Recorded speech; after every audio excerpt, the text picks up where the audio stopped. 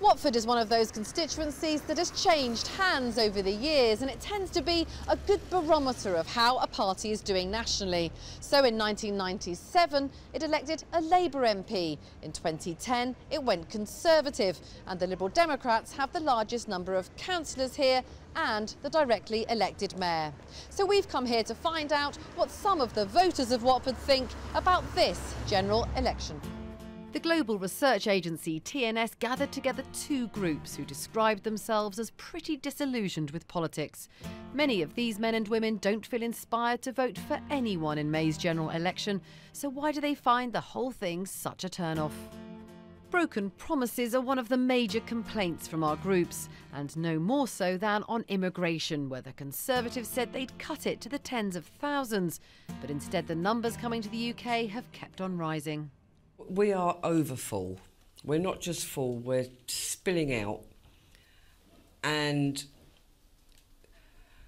it's Europe.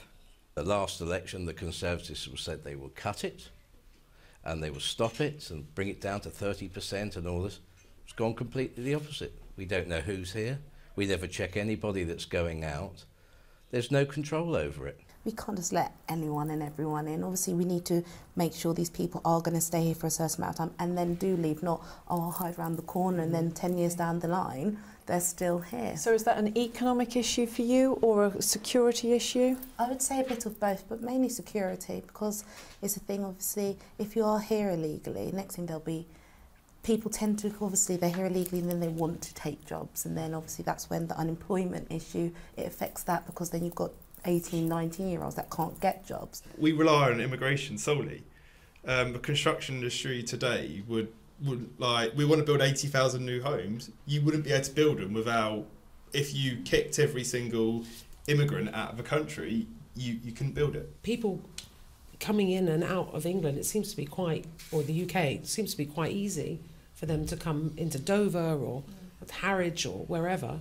So I think for me it's less about immigration, legal immigration, it's more about illegal immigration and security. We don't know who's here, and we do need to try and get some control over it, but at the moment we can't. We've got no control because of the way the European system's set up. I think what we should do is have an amnesty and let people stay here who are here now, because they're going to stay here regardless, but let's get them into the tax-paying system. All the parties talk about making the NHS a priority and protecting spending on health, but that doesn't seem to reassure everyone. National health, I've got a 10-year-old son and I've no confidence in it. There was a lot of promises which have not been supported since the last election, and I think the people that we've got working in the national health and the fire brigade and the police doing a commendable job, but they're cutting back on the wrong things. All I really see is, again, cutbacks, staff that are overworked. Never really hear anything positive really going on with the NHS or anybody saying this is what they're going to do to improve it. I'm not sure that the state of the NHS is now redeemable. It gets split into trusts, it gets run different ways, there's too many chiefs, not enough Indians and conditions and people to work it. When did we start to accept that 4 hours was okay to wait at an emergency? It's not. It's 2 hours is not enough. You shouldn't really wait because it's an emergency. That's how I see it's an emergency. You need to be seen right there, right now. And these 5,000, 4,000 doctors and nurses they've got, I don't see them in the wards. I was in and out, and the hospital was clean and tidy. It looked like it was very well staffed and people knew what they were doing. So, you know, and that's the same for my local surgery. If I want to make an appointment, I get an appointment straight away. I think Labour would throw a lot of money at it and never have to worry about paying it back. The Tories will chuck some money at it, and then 1 minute they'll call it a trust, the next minute they'll call it this, then they'll amalgamate a hospital, then they'll split it up, then they call the management this lot, and all they're doing is spinning figures around, trying to please everybody. Are they improving it? No. The lack of affordable homes seems to be a real worry. Despite several government schemes, the young see no prospect of getting onto the housing ladder. The hoops that they want us to jump through to be able to buy a house, it has to kind of match the times that we live in, the jobs that are available, the money that's kind of available to be saved, the house prices that are out there on the market. I don't think they have an understanding. It's driven by developers, and a developer, if he's got half a brain to him, he would never build loads of houses because the prices will go down. Okay. You'd be stupid to. They actually got burnt. I heard a lot of developers lost their businesses at the point of the recession. People are delaying their progression in just normal adult life, like whether they decide to move out of home, whether they decide to move in with a partner, whether a partnership that exists already can actually think about starting a family. I'm lucky enough to actually be on the ladder, but I've got lots of friends who are my age who have not had the opportunity and are not going to get the opportunity to actually get on the housing ladder because of the actual size of the money they're going to need to lay down. So what about the economy? We've been bombarded with positive statistics on growth and employment, but do people feel better off? Things have definitely improved. I don't feel that the recession is around us. I feel that we've come through that and things can only get better. I keep hearing politicians saying things have got better. Well, Conservative politicians saying things are getting better. I think the boom, when we all talk about whether we're coming out of it or not, is based on whether house prices go up. I don't think it's really based on any politician doing anything brilliantly, because I don't think they do. If the mortgage rate, if the base rate stays the same, that will be that's a good thing, because I think that's, you know, it's been stable for quite a few years now. If that increases, it will be good night, God bless kind of thing. But I do think general things will go down because everything's going to be squeezed. You know, again, you know, you take from one, give to the other, door opens, door shuts. See, with the job that I do, I have to do recruitment, and there's an awful lot of people coming through my doors to get a 24-hour contract who have been business owners, who have actually been in multi-organisation owners and directors.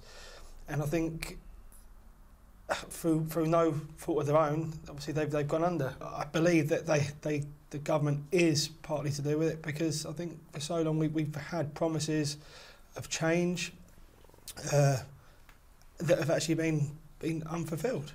Employers would very much like the skills and experience that you have at my age, but they want to offer a salary of a graduate for that skill set. And so I don't think there's been very much improvement in salaries at all. I think it's going to get worse. Okay.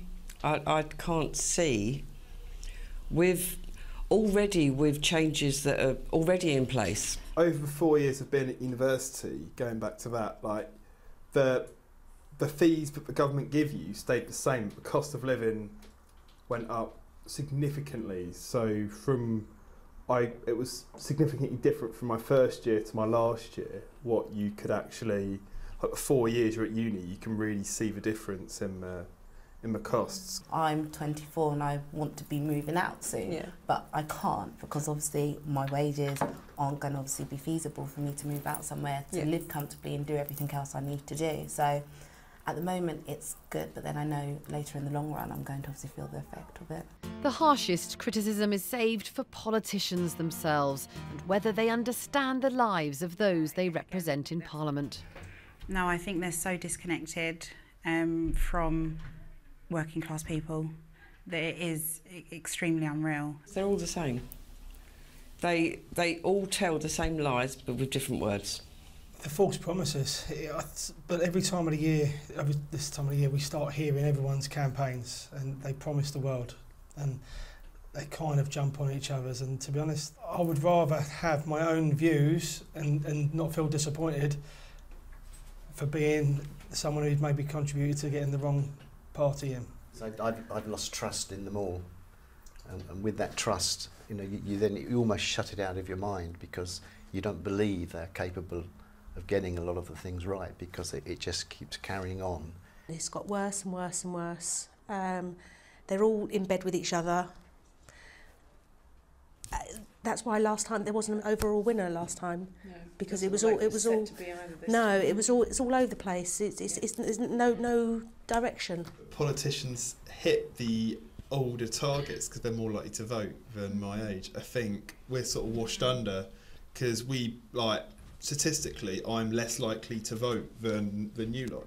If you look at me as a mere statistic. They don't understand what it's to be a nurse, work 12-hour shifts, and then if you're called in for overtime. I'd love a politician one day just to come onto any hospital ward, work a shift and see the strains that we're under and see the demands that we have to face. That would be great. Honesty.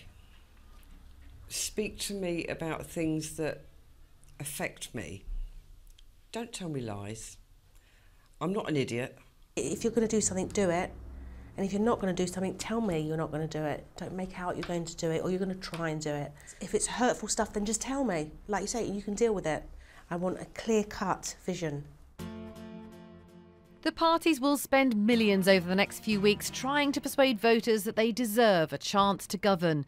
It could be one of the closest election battles in years, but it seems some have already tuned out. Not because they don't care or don't have opinions, but because they can't find anyone to inspire them. Vicky Young, BBC News, Watford.